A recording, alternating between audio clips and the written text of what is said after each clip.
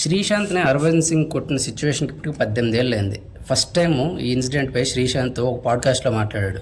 ఇంతవరకు బజ్జీనే సారీ చెప్పాడు చాలాసార్లు, బట్ శ్రీశాంత్ ఎప్పుడూ మాట్లాడలేదు. అప్పట్లో ఈ ఇష్యూ చాలా సెన్సేషన్ అయింది. బజ్జీ ఒక పాడ్కాస్ట్లో శ్రీశాంత్కి సారీ చెప్పినప్పుడు కూడా శ్రీశాంత్ ఎప్పుడూ దానిపైన రియాక్ట్ అవ్వలేదు.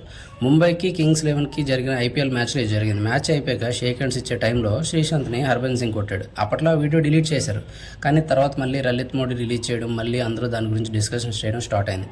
బట్ ఇప్పుడు శ్రీశాంత్ రియాక్ట్ అవ్వడానికి కారణం ఏంటంటే, బజ్జీ సేమ్ ఇన్సిడెంట్ పైన ఒక యాడ్ షూట్ చేశాడు. 1 crore రెమ్యూనరేషన్ కూడా తీసుకున్నాడు. ఇంకా దాన్ని ప్రమోట్ చేయమని చెప్పి శ్రీశాంత్కి అడిగాడంట. ఇంకా శ్రీశాంత్ కోపం వచ్చి, నిన్ను క్షమిస్తాను కానీ ఆ ఇన్సిడెంట్ని అయితే మర్చిపోను, ఎందుకంటే తప్పు చేసిన పర్సన్ని క్షమించవచ్చు, బట్ ఇన్సిడెంట్ మర్చిపోతే ఆ తప్పు చేసిన పర్సన్ మళ్ళీ అలాంటి తప్పులే చేయాలనుకుంటాడు, సో నేను ఎప్పటికీ మర్చిపోనని చెప్పాడంట. సో ఇప్పుడు మాట్లాడడం వల్ల మళ్ళీ ఈ ఇన్సిడెంట్ గురించి డిస్కషన్స్ స్టార్ట్ అయ్యాయి. మోరోవర్ శ్రీశాంత్కి కోపం వచ్చిన సిచ్యువేషన్ ఏంటంటే, చాలా పాడ్కాస్టుల్లో బజ్జీ సారీ చెప్పాడు, బట్ హార్ట్ఫుల్గా చెప్పలేదని ఇప్పుడు అర్థమైంది. ఎందుకంటే ఒక